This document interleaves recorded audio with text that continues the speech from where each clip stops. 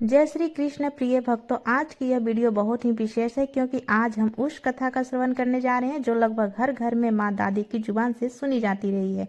सकट माता श्री विनायक जी की पावन कथा। प्रिय श्रोताओं, सकट चौथ के व्रत में कथा सुनना अत्यंत आवश्यक माना गया है। इस दिन माताएं अपनी संतान के लिए व्रत करती हैं और कथा का श्रवण करती हैं। इस व्रत के प्रभाव से संतान के कष्ट, भय और विघ्न स्वयं दूर होने लगते हैं। अब कथा आरंभ करने से पहले जहाँ भी आप इस समय कथा सुन रहे हो या पूजा कर रहे हो, वहाँ एक चौकी अवश्य लगा लीजिए। यदि चौकी ना हो तो आप एक थाली भी ले सकते हैं। थाली में स्वास्तिक बनाइए और वहाँ भगवान श्री गणेश जी को विराजमान कीजिए। आप गणेश जी को तिलक लगाइए और जो जो इस समय कथा का श्रवण कर रहे हैं उन सभी श्रोताओं को भी तिलक कर दीजिए।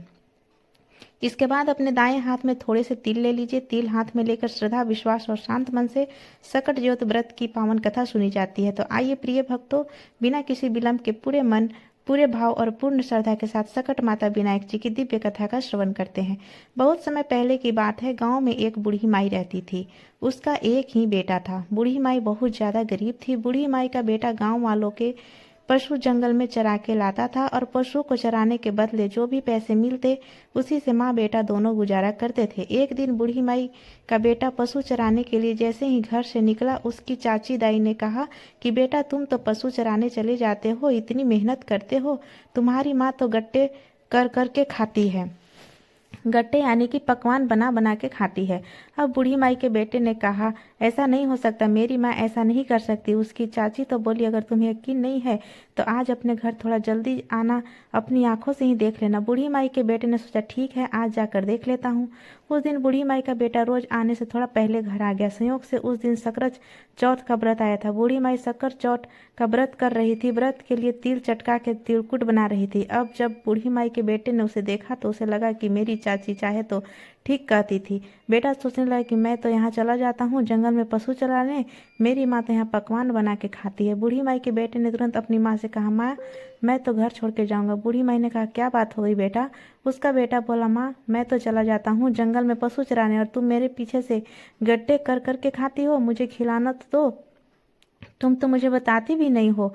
यह कह के उस बूढ़ी माई का बेटा घर छोड़कर जाने लगा। बूढ़ी माई ने बहुत समझाया, आज मेरा शक्कर चौथ का व्रत है, मैं तो तेरी लंबी उम्र के लिए ही व्रत करती हूँ। उसी के लिए तिलकुट बना रही थी, लेकिन बूढ़ी माई का बेटा नहीं माना। बूढ़ी माई भी समझ गई कि यह नहीं मानेगा, इसको तो किसी ने सिखाया हुआ है। बूढ़ी माई ने कहा, अगर तुम जा ही रहे हो तो यह मेरे शक्कर चौथ व्रत की कहानी सुने हुए तिल है, इन्हें भी अपने साथ ले जाओ। जहाँ भी तुम जाओगे और अगर तुम पर कभी भी कोई विपदा पड़े, कोई भीड़ पड़े, तो यह तिल पूर के बैठ जाना। अगर मैं तुम्हारे नाम के व्रत करती होंगी तो सकट चौथ माता की कृपा से तुम्हें कुछ नहीं होगा। बूढ़ी माई का बेटा वह तिल लेकर अपने हाथ में चल दिया। चलते चलते घने जंगल में पहुंच गया। जैसे ही बूढ़ी माई का बेटा जंगल के बीच पहुंचा, वहां उसके सामने शेर खड़ा हुआ दिखाई दिया। शेर को देखते ही बूढ़ी माई का बेटा थर थर कांपने लगा। अब उसने सोचा कि आज तो मेरा मरना तय है, यह शेर तो मुझे खा जाएगा, अब तो मैं नहीं बच सकता। डर के मारे उसको अपनी माँ की याद आई, क्योंकि इंसान को डर के समय सबसे पहले अपनी माँ की याद आती है। माँ याद आते ही बूढ़ी माई के बेटे ने माँ के कहे अनुसार माँ के दिए हुए तिल अपने चारों तरफ फोड़ के बैठ गया और बोला कि हे सकट माता, अगर मेरी माँ मेरे नाम के व्रत करती होगी तो यह शेर गाय बन जाएगा, नहीं तो मेरा मरना आज तय है। अब बूढ़ी माँ तो अपने बेटे के नाम के व्रत करती ही थी, इसलिए सकट माता की कृपा से शेर गाय बन गया और पूंछ हिलाते वहां से चला गया। वहां से आगे चला तो देखा कि एक बहुत बड़ी नदी फुफकारती हुई आ रही थी। अब नदी को पार करना भी जरूरी, क्योंकि अगर नदी को पार नहीं किया तो जंगली जानवर रात को खा जाएंगे, और अगर नदी को पार करने चला जाए तो नदी में डूब के मर जाएगा, क्योंकि नदी बहुत भयंकर थी, बहुत बड़ी थी। अब फिर से बूढ़ी माई का बेटा संकट में फंस गया। फिर से उसने अपनी माँ की याद आई। बूढ़ी माई का बेटा दोबारा अपने तिल के पूर करके बैठ गया और बोला, हे सकट माता, अगर मेरी माँ मेरे नाम से व्रत करती होगी तो यह नदी दो हिस्सों में बट जाएगी और बीच में रास्ता बन जाएगा, नहीं तो मेरा डूबना तो तय है। अब सकट माता की कृपा से नदी दो हिस्सों में बट गई और बीच से रास्ता बन गया। रास्ता पार करके कुछ दूर गया तो आगे फिर एक सांप मिला। बूढ़ी माई का बेटा दोबारा अपने तिल पुर के बैठ गया और बोला, हे शक्कर चौथ माता, अगर जो मेरी माँ मेरे नाम के व्रत करती होगी तो यह सांप रस्सी बन जाएगा, नहीं तो मेरा मरना तय है। अब सकट चौथ माता की कृपा से सांप रस्सी बन गया। ऐसे करके बूढ़ी माई के व्रत की शक्ति से बेटा बचते हुए चलता चलता दूसरी नगरी में पहुंच गया। दूसरी नगरी में जाकर देखा तो एक औरत रोते रोते पूड़े बना रही थी। वे उसके पास जाकर बोला, हे माई, ये क्या बना रही हो? पूड़े बना रही हो मतलब बहुत खुश हो, और रो रही हो मतलब बहुत दुखी हो, यह सुख दुख दोनों एक साथ कैसे आए? अब तब वह औरत बोली कि बेटा, हमारी नगरी में 6 महीने में आव पकता है और हर बार एक आदमी को बिठाया जाता है, बारी बारी सबके घर का नंबर आता है। आज मेरे घर का नंबर है और मेरे एक ही बेटा है। आज मेरा बेटा आव में तप जाएगा और फिर मैं उसे कभी नहीं देख पाऊंगी, इसलिए मैं दुखी और आखिरी बार अपने बेटे को कुछ बना के खिलाना है, तो इसलिए पूरे बना रही हूँ। बूढ़ी माई का बेटा बोला, अगर तुम मुझे पेट भर के पूरे खिला दो तो मैं तुम्हारे बेटे के बदले जाकर बैठ जाऊं। मैं रोते रोते औरत बोली, पूरे तो तू चाहे सारे खा ले, फिर यूं किसी की आय में कौन जाता है। बूढ़ी माई का बेटा बोला, मैं चला जाऊंगा। बूढ़ी माई के बेटे ने भर पेट पूरे खा लिए।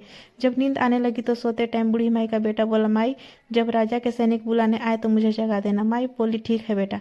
बूढ़ी माई का बेटा सो गया। जैसे ही सैनिक माई के बेटे को लिवाने आए तो वह औरत कभी कुंडी खटकाए, कभी दरवाजा खटकाए। सोचे कि वीरान पुत्र को अब कैसे जगाऊं। अब तेज आवाज सुन के बूढ़ी माई का बेटा जाग गया। बोला, माई, आ गए क्या सैनिक लेने? माई बोली, हाँ बेटा, आ गए। अब बूढ़ी माई का बेटा उठ के सैनिकों के पीछे पीछे चल दिया और जाके आग में बैठ गया। आओ, आग में बैठा जैसे ही तपते लगी तो बेटे को झट से माँ की याद आई। माँ के दिए हुए तिल अपने चारों तरफ फोड़कर बैठ गया और बोला, सकट चौथ माता, अगर मेरी जो माँ मेरे नाम से व्रत करती होगी तो आज मैं इस अग्नि में नहीं जलूं, नहीं तो मेरा जलना तय है। आप बूढ़ी माई तो अपने बेटे के नाम के व्रत करती ही थी। सकट चौथ माता की कृपा से बूढ़ी माई का बेटा बिल्कुल भी नहीं जला। 1 दिन हो गया, 2 दिन हो गया, तीसरे दिन गली में बच्चे बैट बॉल खेल रहे थे। एक बच्चे को बॉल के आग से टकराई तो टन से आवाज आई। यह आवाज सुन के गली में सब लोग इकट्ठे हो गए, पूरी नगरी इकट्ठी हो गई। सब सोचने लगे कि 6 महीने में आग पकता था, आज तीसरे दिन में कैसे पक गया। राजा को बुलाया गया। राजा ने कहा, मटके को नीचे उतारो। सैनिक जब मटके को नीचे उतारने लगे तो अंदर से बूढ़ी माई का बेटा बोला, भाई धीरे धीरे, भाई धीरे धीरे। अब आग में से आदमी की आवाज सुनाई दे। सुन के सैनिक दूर भागने लगे। राजा ने तुरंत तलवार निकाली और कहा कि बाहर निकल और सच सच बता, तू कौन है, भूत है या पिशाच है, कौन है? तब बूढ़ी माई का बेटा बाहर निकला और बोला, ना मैं भूत हूँ ना पिशाच हूँ, मैं तो बूढ़ी माई का बेटा हूँ। मेरी चाची ताई ने मुझे सिखा दिया था तो मैं घर से निकल आया। मेरी माँ ने यह तिल के दाने दिए थे और यूं कही थी, जहाँ भी भीड़ पड़े वहाँ यह तिल के दाने फोड़ के बैठ जाना। अगर जो मैं तेरे नाम के व्रत करती होंगी तो सकट चौथ माता की कृपा से तुझे कुछ नहीं होगा। मैं तो अपनी माँ के दिए हुए तिल के दाने फोड़कर बैठा था, इसलिए मैं जिंदा बच गया। बूढ़ी माई के बेटे की बात सुनकर रानी ने राजा से कहा, मैं तो अपने बेटे की शादी इसी से करूंगा, इसको तो अग्नि भी नहीं जला सकती, ऐसा दामाद कहाँ मिलेगा। राजा को भी बात समझ में आ गई। राजा ने अपने बेटी की शादी बूढ़ी माई के बेटे से कर दी। दोनों महल में रहने लगे। एक दिन राजा की बेटी महल की छत पर टहल रही थी, तभी बूढ़ी माई का बेटा वहां आया और बोला, देखो हमारे देश की तरफ तो काली बादल छाई है, लगता है बहुत तेज बारिश होगी। राजा की बेटी बोली, आपके भी देश है? तब वह बोला, मेरा देश भी है, घर भी है, माँ भी है, सब कुछ है। तो राजा की बेटी बोली, फिर हम यहाँ क्यों रहते हैं, चलो अपने घर चलते हैं।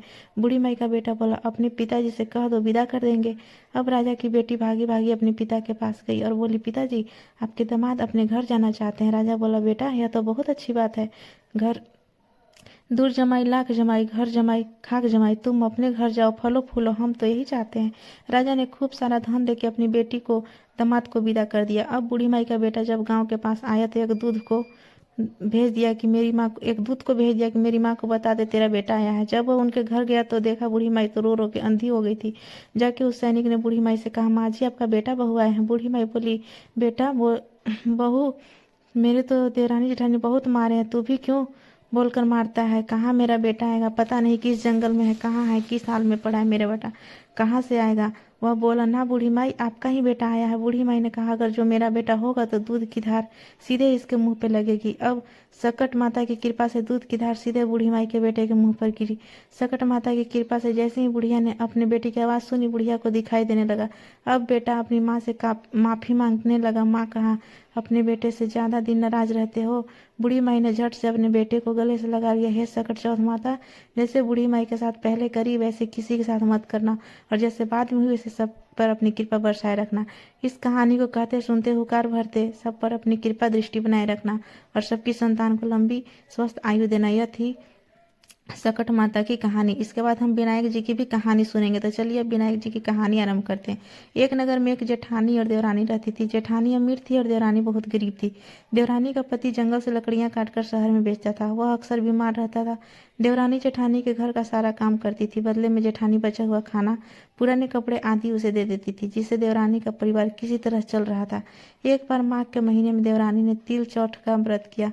5 रुपए के तिल और गुड़ लाकर उसने तिलकुट बनाया। पूजा करके तिल चौठ की कथा सुनी और छिक्की में रख दिया। वह सोचने लगी कि चांद दुगने पर तिलकुट का भोग लगाकर ही कुछ खाऊंगी। कथा सुनकर वो अपनी जेठानी के घर चली। खाना बनाकर उसने जेठानी के बच्चों से कहा, खाना खा लो। तो बच्चे बोले, जब माँ खाएगी तब हम खाएंगे।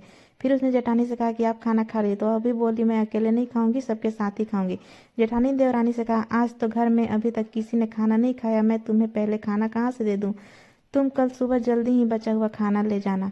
अब देवरानी के घर पति और बच्चे सभी आस लगाए हुए बैठे थे कि आज तो त्योहार है, माँ आएगी तो पकवान आदि मिलेंगे। परंतु अब बच्चों को जैसे ही पता चला आज तो सूखी रोटी भी नहीं मिलेगी, तो बच्चे रोने लगे। उसके पति को बहुत गुस्सा आया। कहने लगा, सारा दिन काम करके 2 रोटी भी नहीं ला सकती तो काम करने का क्या फायदा? ऐसा कहकर उसने अपनी पत्नी को कपड़े धोने के डंडे से मारा। डंडा टूट गया तो उसने पत्ते से मारा। अब बेचारी गणेश जी महाराज को याद करते हुए पानी पीकर सो गई। उसी दिन गणेश जी महाराज उसके सपने में आए और बोले, जाग रही है कि सो रही है? फिर गणेश जी बोले, मुझे भूख लगी है, कुछ खाने को दो। तब वह बोली, क्या दूं महाराज? आज मेरे घर में तो अनाज का एक दाना भी नहीं है। थोड़ा सा पूजा का तिलकुटा में रखा है, आप वहीं खा लो। तिलकुटा खाकर गणेश जी बोले, धोबन मारी पीटा, मारी पीट निपटाई लगी, कहाँ निपटूं? वह बोली, यह बड़ा घर है, जहाँ इच्छा है निपट लो। फिर गणेश जी बोले, अब कहाँ से पूछूं? तो वह गुस्से में बोली, कहाँ कब से तंग कर रहे हो? मेरे सर पर पूछो, और कहाँ पूछोगे? सुबह जब उसकी नींद खुली तो वह हैरान रह गई। उसका सारा घर हीरे मोतियों से जगमगा रहा था। उसके माथे पर भी हीरे मोती चमक रहे थे। उस दिन वह जेठानी के यहाँ काम करने नहीं गई। काफी देर तक राह देखने के बाद जेठानी ने अपने बच्चों को चाची को बुलाने भेजा। उसने सोचा कल खाना नहीं दिया इसलिए देवरानी बुरा मान गई होगी। बच्चे बुलाने गए और बोले, चाची चलो, माँ ने बुलाया है, सारा काम पड़ा है। तब देवरानी बोली कि अब मैं तुम्हारे घर काम करने नहीं आऊंगी, तुम अपनी माँ को मेरे यहाँ भेज दो। बच्चे घर जाकर अपनी माँ को सारी बात बता देते हैं। चाची का घर तो हीरे मोतियों से जगमगा रहा है। जेठानी दौड़ती हुई देवरानी के घर पहुंची और बोली, यह सब कैसे हुआ? देवरानी ने गणेश जी महाराज की सारी लीला जेठानी को बता दी। घर लौटकर जेठानी अपने पति से बोली, आप मुझे डंडे से और पत्ते से मारो। पति बोला, अरे भली मानस, मैंने आज तक तुम्हें कभी नहीं मारा, अब कैसे मार सकता हूँ? लेकिन वह नहीं माने और जिद करने लगी। मजबूरन उसके पति ने उसे खूब मारा।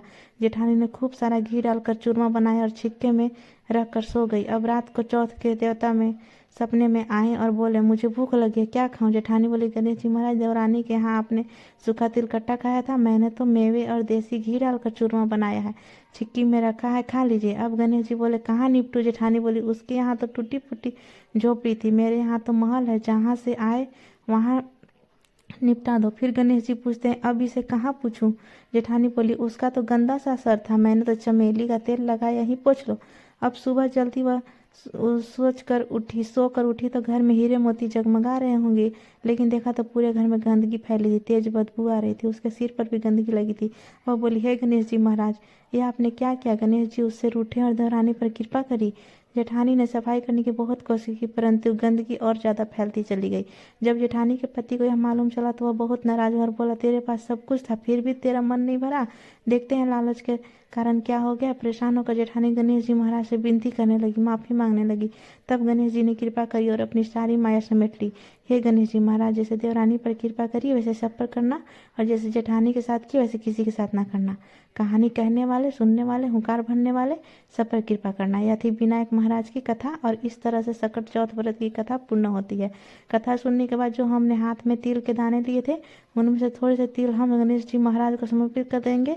उसके बाद थोड़े से तिल हम जल के लोटे में डाल देंगे। फिर जो तिल बच जाएंगे उनके हम 2 हिस्से कर देंगे, एक चंद्रमा के लिए और एक सूर्य के लिए। अभी हमने दिन में कथा सुनी है, इसलिए थोड़े से तिल लेकर हम सूर्य देवता को अर्घ्य देंगे, और जो आधे तिल बचेंगे उन्हें हम अपने पल्लों में बांध लेंगे, ताकि रात को हम उन्हीं तिलों को चंद्रमा को अर्घ दे सके और व्रत खोल सके। आपको सकट चौथ व्रत की कहानी कैसी लगी कमेंट करके जरूर बताना। और अगर आपको यह कहानी पसंद आई हो तो थोड़ी भी आपको भी उपयोगी लगी हो तो मेरे चैनल को सब्सक्राइब जरूर कीजिएगा, क्योंकि हम इसी तरह व्रत तीज त्योहार की कथाएं आपके लिए लाते रहेंगे। सकट चौथ माता की कृपा आपके संतान पर हमेशा बनी रहे। जय सकट चौथ माता, राधे राधे। धन्यवाद कथा सुनने के लिए।